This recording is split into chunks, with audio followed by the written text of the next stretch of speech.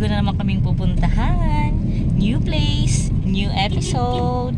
So, October 24, alas 1:52 in the afternoon. So, magla-lunch out kami. Late lunch na biglaan after United Nation ng aking Celine. Okay, bye-bye. Ay, pupunta kami sa La Bruja Cafe.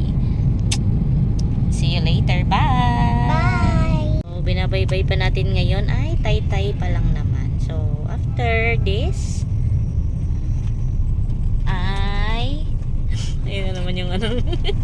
After this, ang ono daw yun eh. Ay, ito na ba yan? Clean fuel? Yeah. O, ang ono na to? Parang sabi ang ono daw yun eh. Pero Boundary.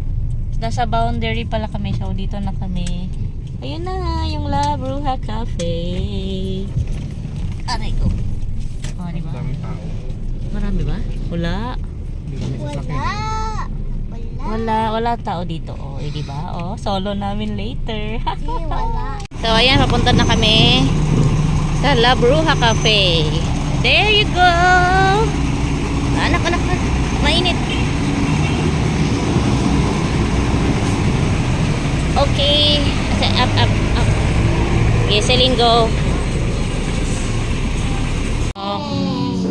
Ano yun sa'yo, anak? Ito daw, guys. O, sige. Hanap na. Ayan, ang mga ano nila. Oh, it's a mirror. Wow! Ang daming food dito. Celine, yung ambak.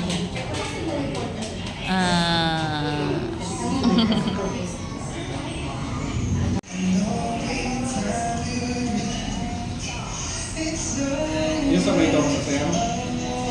Sige siya. Sophie, no.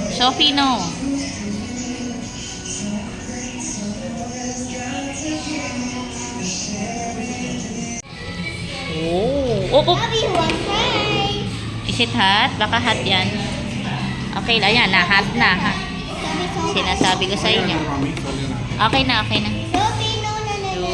Oh, kay Daddy's Chicken Alfredo. Sa akin, carbonara.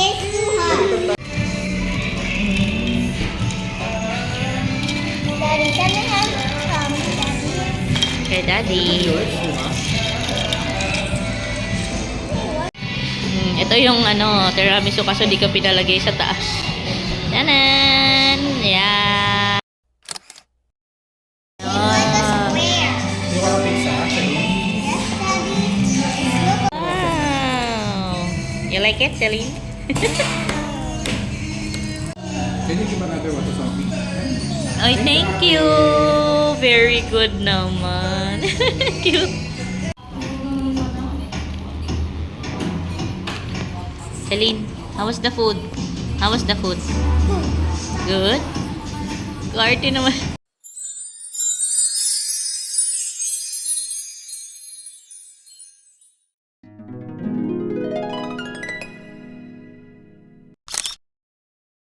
Ayan yung parking nila, maluwag naman.